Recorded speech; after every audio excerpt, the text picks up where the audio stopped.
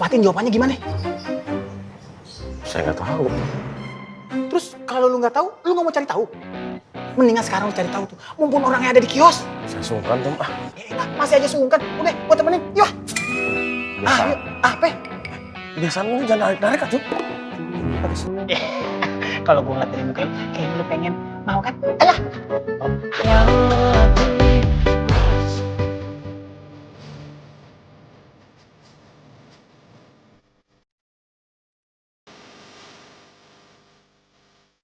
Assalamualaikum, Ang. Waalaikumsalam. Untung gua ketemu lu di mari. Ang, tadi gua nggak sengaja denger nih, Fatin ngobrol sama Hana.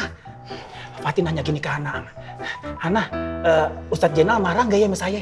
Terus Hananya jawab, Ang, enggak kok teh. Malah Kak Jenal juga ngertiin kok kalau teh Fatin tuh belum siap. Gitu, Ang, katanya, Ang. Ini kamu nggak sengaja denger atau emang kamu sengaja nguping, Tom? Awalnya nggak sengaja, Ang, tapi jadi sengaja. Astagfirullahaladzim. Udah deh, lupain. Tapi apa ini ada hubungannya pas lu ketemuan kemarin sama Ustadz Jenal ya? Ya, bisa jadi begitu, Tom. Terus? Ya, kemarin keluarga Ustadz Jenal datang ke pesantren An-Nur. Allahu Akbar. Ustadz Jenal datang bawa keluarga ke An-Nur. Apa dia bermaksud buat ngelamar Fatin? Allahu Akbar. Lu kenapa kagak cerita sama gue? Ya gimana saya mau cerita sama kamu, Tom? Kamunya juga kan sibuk. Oh iya, gue lagi sibuk nyari panci gue yang hilang, Ang. Tapi ngomong-ngomong, Fatin jawabannya gimana? Saya nggak tahu. Terus kalau lu nggak tahu, lu nggak mau cari tahu? Mendingan sekarang lu cari tahu tuh. Mumpun orangnya ada di kios. Saya sungkan, Tom. Masih aja sungkan. Udah, gua temenin. Yuk. Biasa. Yuk. Apa? Biasanya lu jangan narik-narik atuh. Ada senyum. Kalau gua ngeliat dari muka lu, kayaknya lu pengen mau kan? Ayo. Tom. Ayo, Tom. Tok, sini bentar. Ada apaan, Jat? Kamu tadi ngapain lagi sama mamanya Ismet? Tadi saya disuruh sama maknya Ismet bantuin buka kios sambil nungguin Ismet datang. Ismet bukan lagi pulang ke kampungnya Bu Ani? Kata maknya nggak jadi, Jat. Nggak jadi. Kenapa? Nggak tahu, Jat. Udah, saya mau buka kios dulu ya. Tok, tunggu. Apaan lagi, Jat? Maaf ya, Tok. Kamu kenapa kelihatan makin dekat aja sama mamanya Ismet? Dekat gimana maksudnya? Saya kan disuruh bantuin. Emangnya kenapa? Nggak boleh? Saya khawatir aja kamu stres. Nggak bisa dapetin Habibah. Kamu deketin Marom lah. Astagfirullahaladzim, Jat. Pikiran kamu kok begitu banget sih?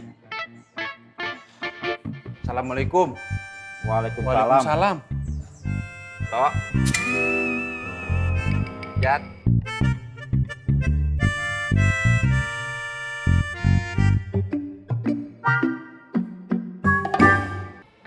Ngeliat lu pada di mari mukim di kontrakan ini, gua jadi inget kisah Ashabul Kahfi.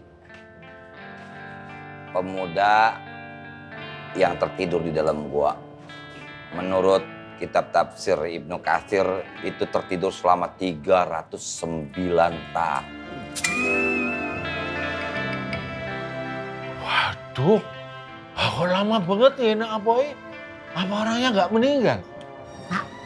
Dengerin aja ngapa? Pertanyaannya oke, meninggal apa enggak? Gitu kan kata Pak Duryo. Enggak meninggal.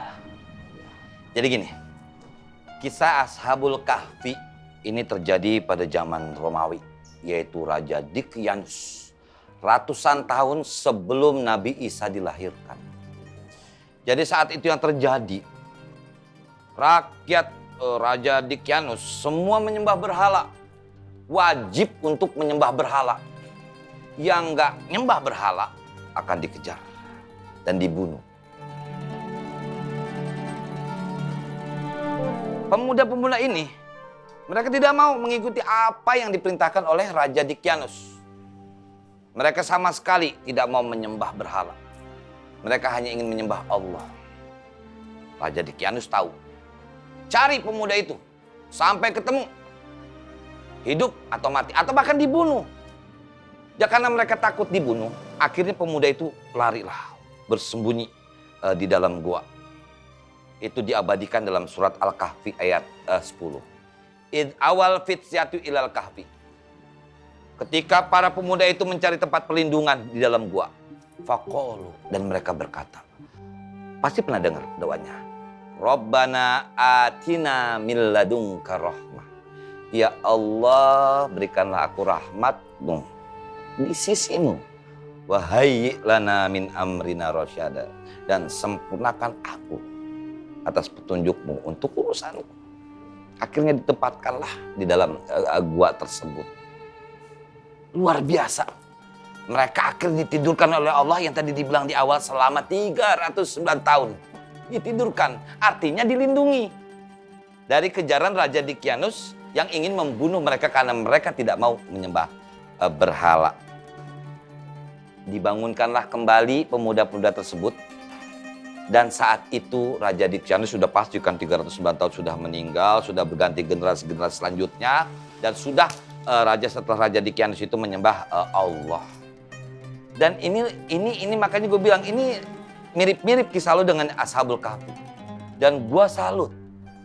Lu mempertahankan kebaikan dalam hidup lu. Berlindung demi mempertahankan kebaikan. Sebagaimana pemuda Ashabul Kahfi itu mempertahankan iman terhadap Allah. Mereka lari dari situ. Ini kan luar biasa. Dan ini harus kita contoh sebagai pemuda. Ya kita juga kan pemuda. Banyak pemuda tergoda dengan maksiat A, maksiat B, maksiat C. Zaman gini, Matona ya Pak Duryo ya, hari gini. Cuman dan ini yang kita sebagai pemuda yang harus kita pegang. Lebih baik kehilangan sesuatu karena Allah. Daripada kehilangan Allah karena sesuatu.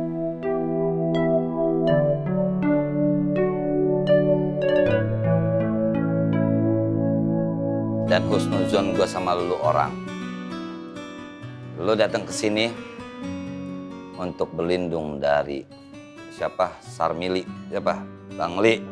Ya itu tuh, gue masih inget namanya Sarmili. Dan yakinkan juga semua ini karena kehendak Allah, karena takdir Allah, karena qadarullah.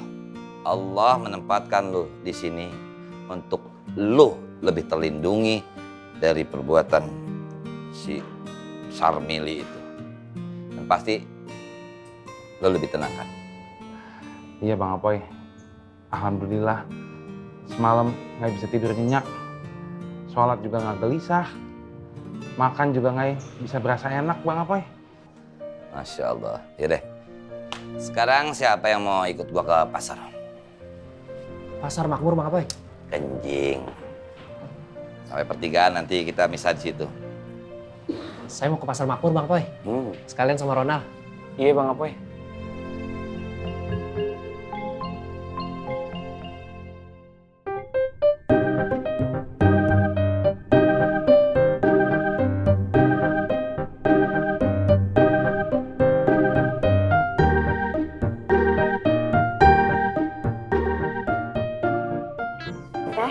Hana izin sholat dulu ya. Oh iya, silakan.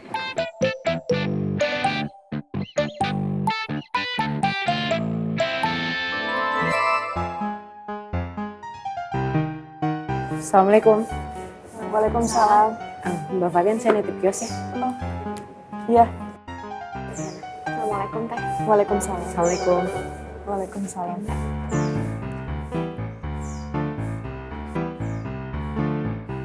Jangan tuh. Udah Ang, pokoknya biar clear. Biar lu juga plong. Biar lu enak makan, enak tidur, enak segalanya deh. Yuk. Assalamualaikum Fatin. Waalaikumsalam. Ngomong dong, jangan diem aja lu. Iya Pak Tin, kemarin saya ngeliat kios Anda tutup. Allahu Akbar, Ang. Ini tuh bukan saatnya buat basa-basi. Langsung ngomong to the point. Maaf ya Fatin, Fang tuh pengen tahu apa bener Ustadz Jenal kemarin tuh silaturahmi keluarga ke pesantren Anur.